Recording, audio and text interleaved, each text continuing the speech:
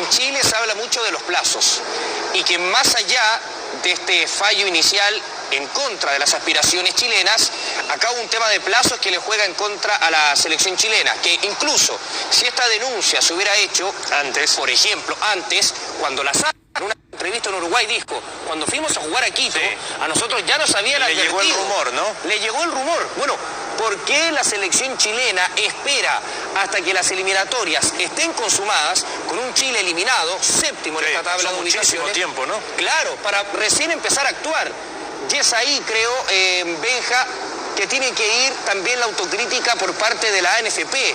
¿Por qué actuar post clasificatorias y no durante? Que incluso ya estaba la sospecha, basándose en Martín Lazarte. Sí, lógicamente, yo creo que ese análisis lo hacen. Carleso desde el día 1, cuando hace esa conferencia de prensa bien extensa de 1 hora 50 minutos, él ahí dice, yo aseguro que si esto hubiese sido antes de todo, el resultado sería distinto, claro, o estaríamos en otra parada, en otra circunstancia.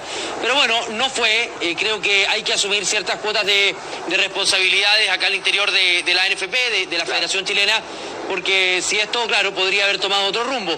Pero bueno, son los tiempos que se demoraron en actuar. Sí. Lazarte sabía, y Berizzo, el nuevo técnico de la selección chilena, también reconoce que cuando él dirigía a Paraguay, también había escuchado rumores, claro, de esta situación. O sea que conocimiento había. Bueno, y dejando a un lado el tema legal, Jaime, Claudio y Benja, hay que pensar también en la persona, hay que pensar en Byron Castillo, claro, que no la ha pasado para nada bien en estas últimas semanas. Como les comentábamos con Jaime, esto ya había sucedido en Ecuador, el jugador ya tuvo algunos periodos de frustración porque por su nivel era de selección y no podía, claro, ser convocado. Y ahora que ya estaba convocado, que estaba convirtiéndose en uno de los fijos en el esquema de Alfaro, comienza a salir esta novela una vez más. Incluso, Jaime, lo vimos colapsando emocionalmente al jugador de Barcelona Sporting Club en un partido de la Liga Pro.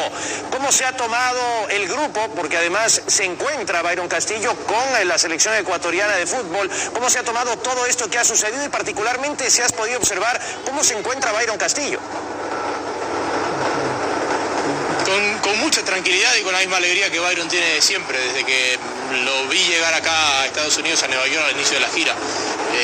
Es un grupo que me parece, creo que es eso que hablamos al inicio, Chobo, ¿no? Es haber vivido ya esta historia, claro, que finalmente ya conocían un poco cuál iba a ser el desenlace por haberla vivido antes, ¿no? Es obvio que Lazarte conocía los rumores y que Berizzo conocía los rumores y que los conocía todo el mundo, porque hubo un juicio, y hubo un juicio que duró casi 5 años, que terminó cerrándose con la razón para Byron Castillo la persona. Entonces, al que no le había sonado esta historia en el oído algún momento, como que estaba fuera del fútbol sudamericano, porque no era una novedad esta historia. Hubo un juicio, hubo una causa, hubo un procedimiento que se terminó resolviendo por la justicia ecuatoriana a favor de Byron Castillo. Y del lado de Byron Castillo, que una de las intenciones de la Federación Chilena de recurrir al TAS como última posibilidad es que ahí hay audiencias. ¿Qué quiere decir esto? Que el abogado chileno no solamente tiene que presentar documentos, sino que exponerlos. Okay. Lo mismo el ecuatoriano. Y que si el TAS estima conveniente que Byron Castillo tiene que declarar, por ejemplo, como testigo, lo va a tener que hacer. Y es ahí en donde a Carleso le brillan los ojos, como se dice, cuando le hablan del TAS, porque él lo que está buscando es una confesión del jugador, porque, insisto, según los documentos y las pruebas chilenas, el futbolista nació en Tumaco, Colombia, y de eso tienen una certeza absoluta, independiente de todo lo que viene después. Carleso está 100% seguro de que él nació en el 95 en Colombia y no en el 98 en Ecuador, y que para quedar registrado en Ecuador, ahí hubo una falsificación de documentos. Entonces, quizás puede ser interesante para Chile llegar al TAS precisamente por ese tipo de circunstancias, para que declaren ambas partes y que incluso el jugador pueda dar su punto de vista. Claro, y hay los temas ahí, ¿no? Y ya demostró, perdón, Chobo, el abogado brasilero, que es un gran orador. Sí. A la hora de exponer, dispuso todos los argumentos, habló más de 1 hora 40 en la antesala del fallo. Sí, sin duda alguna, tiene sus argumentos, sí, claro, tiene sus pruebas, como bien dice Benja, pero también es complicado, insisto yo, y creo que Jaime está en la misma página, porque sería irse en contra de lo que ya estableció la justicia ecuatoriana al dictaminar que Byron Castillo es ecuatoriano, ¿no es así, Jaime? complejo, Chobo, porque ¿cómo tú puedes llevar al TAS a declarar a alguien que no has logrado cuestionarlo deportivamente, ¿no? Porque la única atadura deportiva que hay en toda esta gran retórica de Carlecho, porque el abogado es muy bueno y habla muy bien, es el artículo 21 de la alineación indebida por falsificación de documentos, ¿ok? Indebida por falsificación de documentos, ¿ok? Pero para que eso lo conectes necesitas encontrar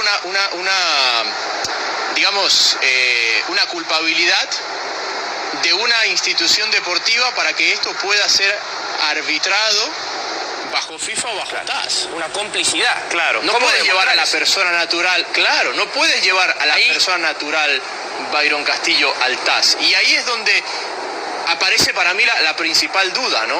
De cómo se conectan los dos puntos de la investigación. Benja, ¿tenías algo que decir? Sí, no, solamente para dar argumento de la federación, aquí no es opinión.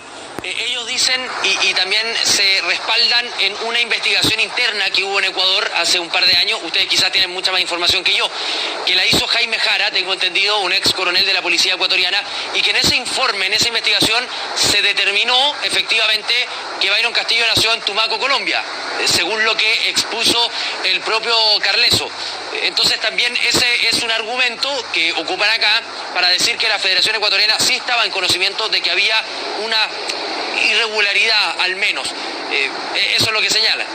Jaime, tú que tienes el contexto mucho más claro, ¿podrías desarrollar un poco más esto que acaba de señalar Benja para todos nuestros televidentes? Correcto, esa investigación de la federación existió, en la cual fueron investigados cerca de 60 jugadores y donde muchos de ellos se les probó que había adulterado sus documentos o que, digamos, que no eran ecuatorianos o que eran ecuatorianos y no habían nacido el año en el que se decía que habían nacido. Byron Castillo fue parte de esa investigación y a pesar de lo que se ha dicho y de lo que se presume o de lo que mucha gente presume, el momento que caso a caso fue a juicio, a Castillo nunca le pudieron probar esa situación. Castillo quedó en un territorio ambiguo donde después aparece el tema de la habeas data, que le da sus derechos como ecuatoriano hasta que se cierre la causa, y la causa termina ganando la Byron Castillo y el gobierno ecuatoriano lo termina dándole su documentación ecuatoriana y reconociéndole todos sus argumentos de que él es ecuatoriano. Entonces, a partir de ahí, estamos hablando de Byron Castillo la persona, la justicia ecuatoriana, el registro civil ecuatoriano, todo por la vía civil y penal. Entonces, más allá de lo que alguien pueda presumir o alguien puede insinuar o alguien pueda creer, existe una justicia local, una justicia de un país que después de 6 años de investigación ha llegado a esta conclusión. Entonces es lo que se decide con argumentos y con leyes, no lo que se presume y se interpreta. Sí, bueno, y en medio de toda esta disputa legal y deportiva está Byron Castillo, que ya lo hemos dicho, ¿no? Ahora se le ve más contento, más feliz, pero hubo un minuto que estaba muy acongojado. Y de hecho fue viral esa imagen donde él pide en ese compromiso ante Aucas que lo saquen del campo de juego. Y es que se le unió todo a Byron Castillo, hay que decirlo.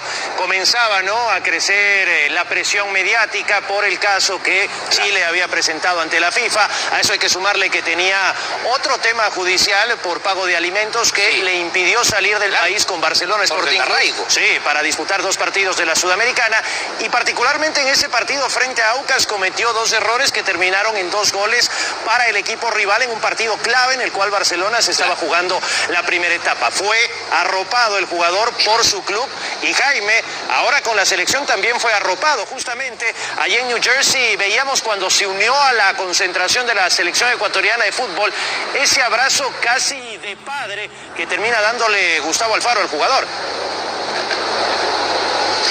Y súmale una cosa más, Chobo. Acuérdate que Byron Castillo se le cae una transferencia al fútbol europeo en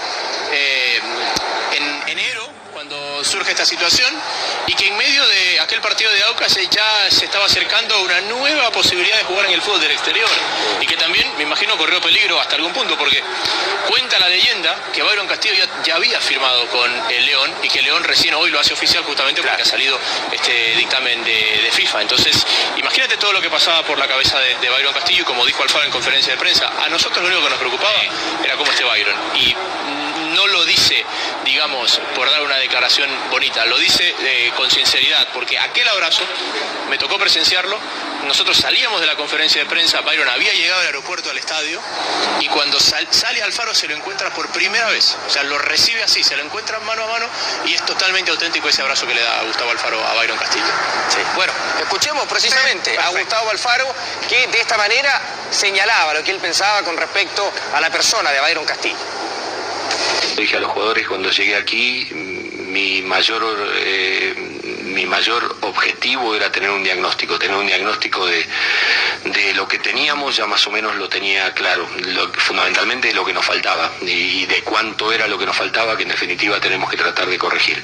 Y después ir viendo situaciones individualmente de jugadores, porque hay cosas que eventualmente las puedo tener definidas y otras todavía que no.